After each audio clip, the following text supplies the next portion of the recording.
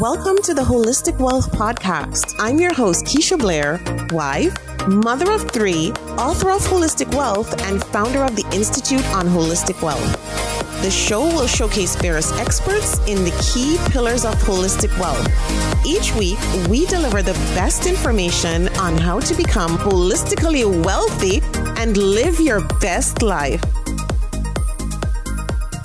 Today, we have a special guest with us. We have Zibby Owens, and Zibby is an author. She's a podcaster, publisher, CEO, and mother of 4. Her most recent book, Bookends, is amazing, and we'll hear about that some more. And Zibby is the host of a popular podcast, an award-winning podcast that is just amazing if you want to follow along for books and with authors. Moms don't have time to read books, and we'll hear all about it today. Zibby, it's so great to have you here. Thank you for having me. It's a pleasure. Great. And so I'm a mom. Between the two of us, we have 7 kids. You're a mom of 4. I'm a mom of 3. How we get it done, I don't know. I can't begin to tell you how much work it is. And I know you know. And I just wanted to start off with your journey and getting an idea of how you've managed to do this all, because you're doing a lot right now. And so if you could just tell us about how you got started in this and, you know, your journey, that would be amazing. I don't feel like I'm managing it all well. I was like in tears this morning. Some days are harder than others. Yeah. I do my best. Honestly, like I'm balancing so many things, and it's okay until like one little thing in one of the many pillars gets off kilter, and then everything comes crashing down. And that like keeps happening. But when it doesn't crash, I'm like, I can do this. I can still do this. So that's kind of where I am in life at the moment on a day when things have crashed. So anyway, but I didn't actually mean for this all to build and become what it was. My real goal was to write a book. I've been trying to write this book and sell this memoir since 2004, when I first wrote one part of the story, which is when I lost my best friend on 9/11 and then lost 4 other people in the same year. And I was at business school at the time and just felt like I had to write the story. It was so crazy. And, you know, anybody who's gone through loss and sudden loss knows like just that how your world changes and your DNA changes in an instant. So I've been trying to write that story, and as much to process as to share that you guys, like everyone needs to know that it is not guaranteed that from one second to the next, we are on this planet. So that started then. And I kind of gave up for a while. I stayed home with the kids for 11 years. And then I got divorced, which is another reason why I can do all this. Not to advocate that at all, but I am divorced and remarried. And so I have long weekends every other weekend where I can catch up and work and do stuff. And I swear there's no way I could do this all with the kids with me all the time. But I do have these like breaks where I can work and sleep and do all the stuff. So, I mean, I don't sleep much anyway, but you know, theoretically. So it started with wanting to sell a book. I had changed the concept to wanting to my husband suggested I compile a bunch of essays I'd written about parenting in a book. And I said, moms don't have time to read books. And I was like, that's so funny. I'll make that the title of my book. And publishers apparently wouldn't have found that funny. So I talked to some agents, I talked to some friends, and one friend who's an author suggested I start a podcast to build my platform. I wasn't on social media. I was like, you know, I've been writing for magazines since I was 14. They're like, yeah, that doesn't count. Okay, great.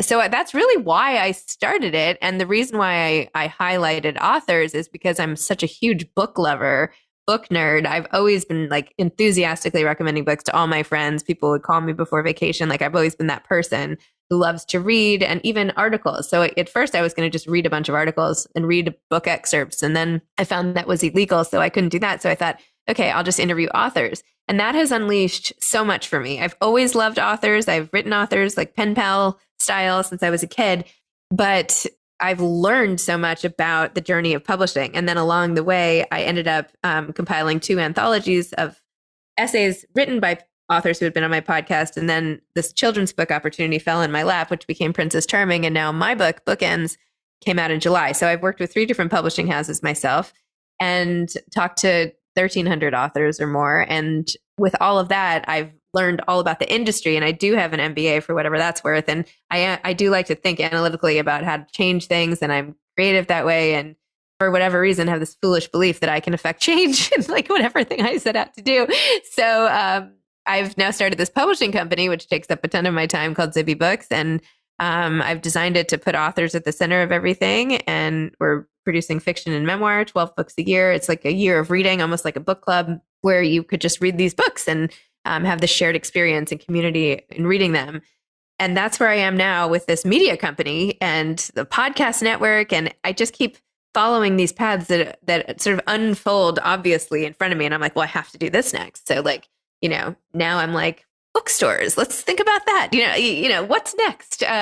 So it's hindering my productivity because I keep adding things, but I'm like, but I have to do this.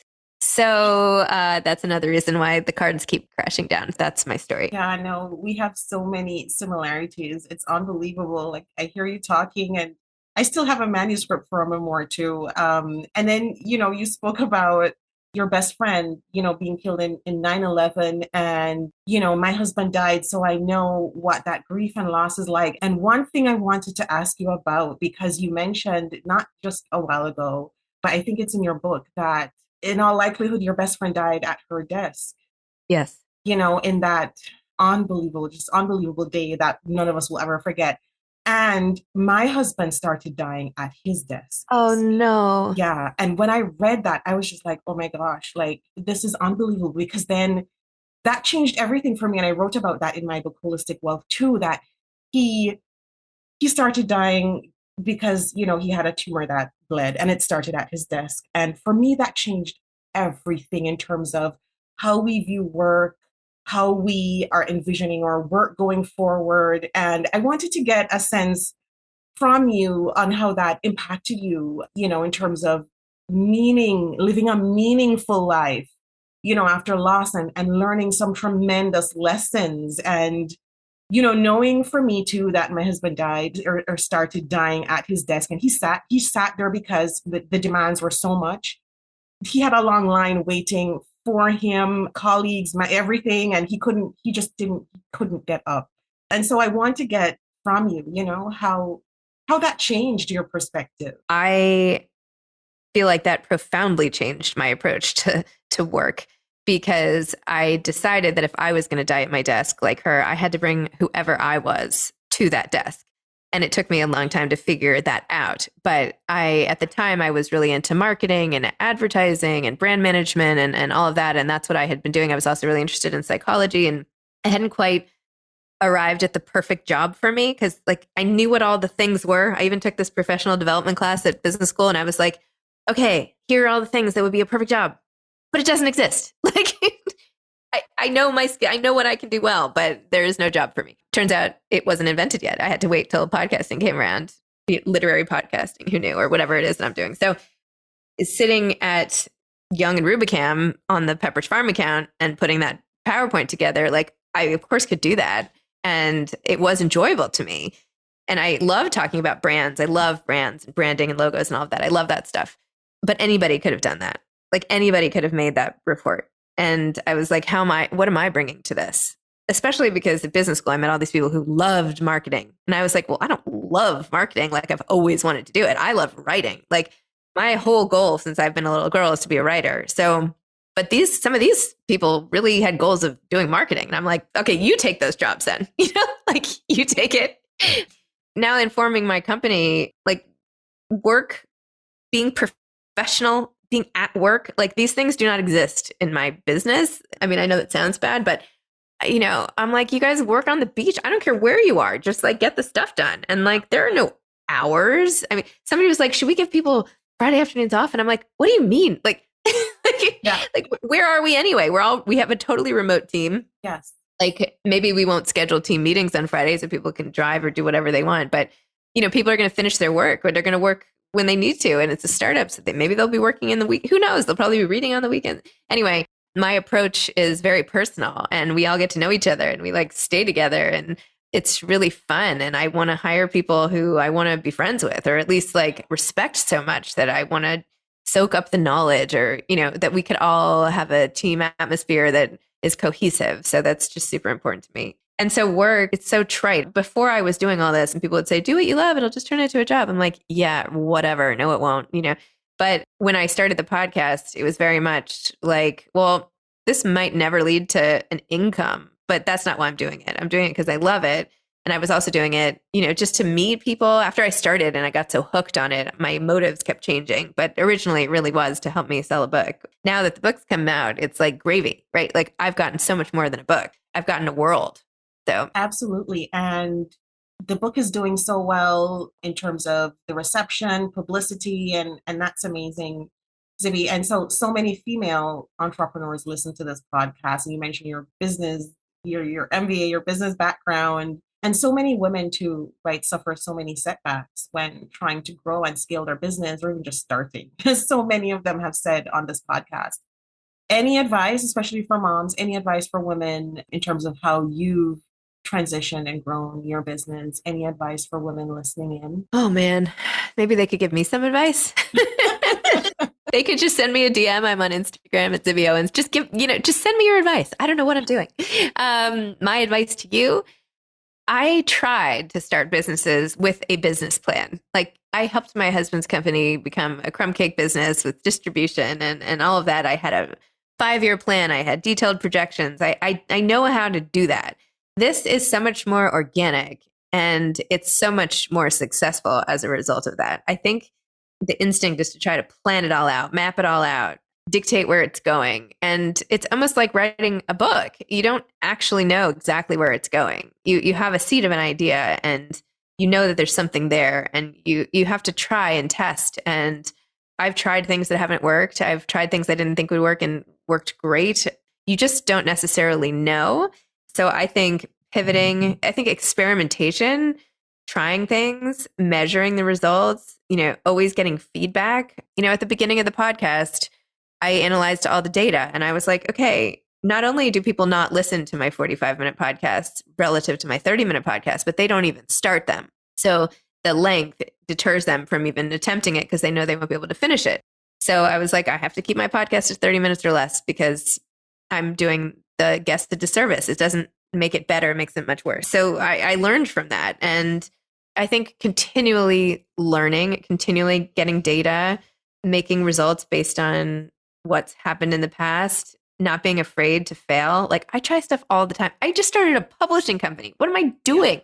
But I keep saying, like, even if this fails, like, and it can't, because my goal is to change the way people view authors and treat authors as publishers. And I'm already setting a model for that. So is my goal, selling tons of books? Yes, that'd be great. But that's not why I started it.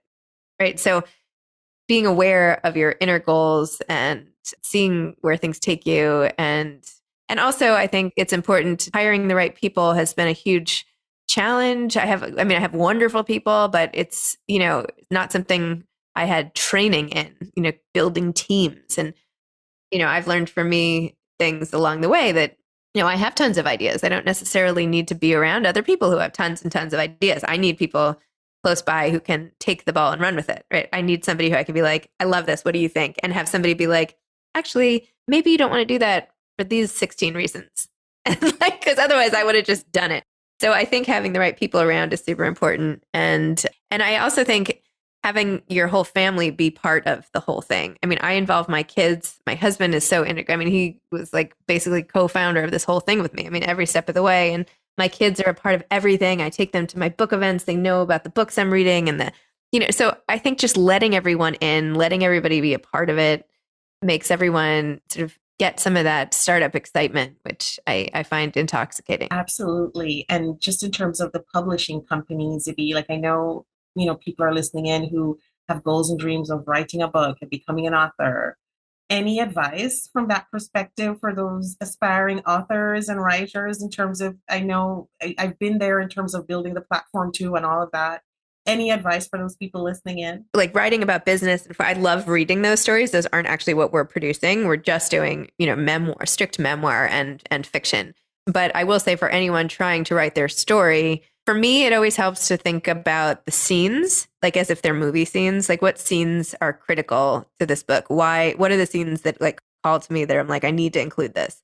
And then I write those out first. And I think if you're selling a book, you'll be much more successful. Even though you're not supposed to have the whole thing written, if you show a publisher a perfectly like edited, fully formed, ready to go book, you will be much more successful than a proposal. I sold my book on proposal, but it was a slog, and it took me many attempts and rejections. I ended up getting an editor who made my book better, and we could collaborate, and I was really looking for a collaborator, and I'm so grateful I found one in Carmen Johnson at Little A. But I would say try as much as you can to write your story, to not doubt yourself. Like, yes, your story is interesting. Building a business, full stop. That is an interesting story. Just don't write it. Don't try to do anything other than tell your story. People need stories. They need role models. They need to see that it can be done. And they're not going to get that from an article on 8 steps on how it can be done. They get that from stories of people who have come before them. So I think remember that your story is useful. Absolutely. And so just to wrap up, Zibby, can you tell the audience where to get your book and how to find you on social media and your website? Yes, my website is zibbyowens.com, ZIBBYOWENS.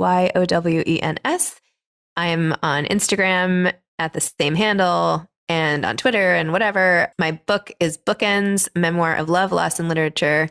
I talk a lot about my career in there and how I got to this place and a million other things. And yes, it would be wonderful if you would pick it up. It's available everywhere, and that would be wonderful. And my podcast is Moms Don't Have Time to Read Books. Awesome. So great to have you, Zibby, and it was amazing having you here. Thank you so much for joining us.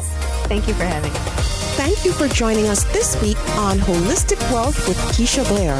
Make sure to visit our website, KeishaBlair.com, where you can subscribe to the show on iTunes, Spotify, or via RSS, so you will never miss a show.